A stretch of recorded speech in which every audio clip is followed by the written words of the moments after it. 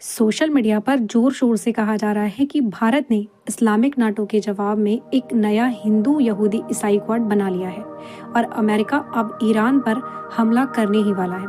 लेकिन सवाल ये है, सच क्या है और अफवाह क्या है? आज इसी पर करेंगे साफ साफ और तथ्यात्मक बात।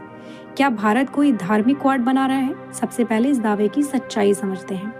भारत ने आधिकारिक रूप से किसी भी हिंदू यहूदी ईसाई सैन्य गठबंधन की घोषणा नहीं की है। यह दावा सोशल मीडिया की भाषा है, कूटनीति की नहीं। असल में हो क्या रहा है?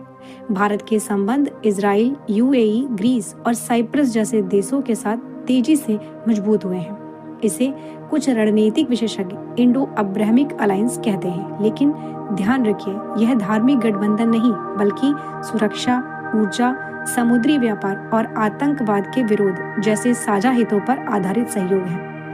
भारत की विदेश नीति आज भी साफ कहती है, भारत किसी धर्म के आधार पर नहीं बल्कि राष्ट्रीय हित के आधार पर दोस्ती करता है। इसलिए हिंदू यहूदी ईसाई क्वाड एक राजनीतिक नारा या सोशल मीडिया फ्रेमिंग है, सरकारी हकीकत नहीं। क्या अमेरिका ईरान पर हमला करने वाला है? अब आते हैं सबसे गंभीर सवाल पर। अमेरिका और ईरान के बीच तनाव बहुत ज्यादा है, इसमें कोई शक नहीं। अमेरिका ने अपना एयरक्राफ्ट कैरियर, युद्धपोत और सैन्य संसाधन मध्य पूर्व की ओर बढ़ाए हैं। ईरान ने भी साफ चेतावनी दी है कि अगर हमला हुआ तो जवाब पूरा युद्ध होगा। लेकिन अभी तक अमेरिका ने ईरान पर हमले का आधिकारिक आदेश जारी नहीं किया है। विशेषज्ञ क्या कहते हैं, आइए जानते हैं।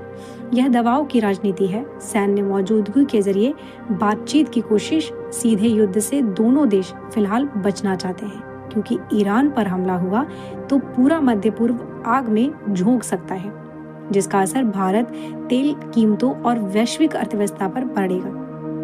भारत इस पूरे टकराव में संतुलन, कूटनीति और अपने राष्ट्रीय हित को सबसे ऊपर रखे हुए है। भारत ना तो किसी धार्मिक युद्ध का हिस्सा बनना चाहता है और ना ही किसी नई विश्व युद्ध जैसी स्थिति का। भारत ने कोई धार्मिक क्वाड नहीं बनाया। अमेरिका ईरान तनाव वास्तविक है, लेकिन युद्ध तय नहीं है।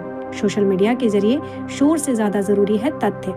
राजनीति में भावनाओं से नहीं, तथ्यों से सोचिए।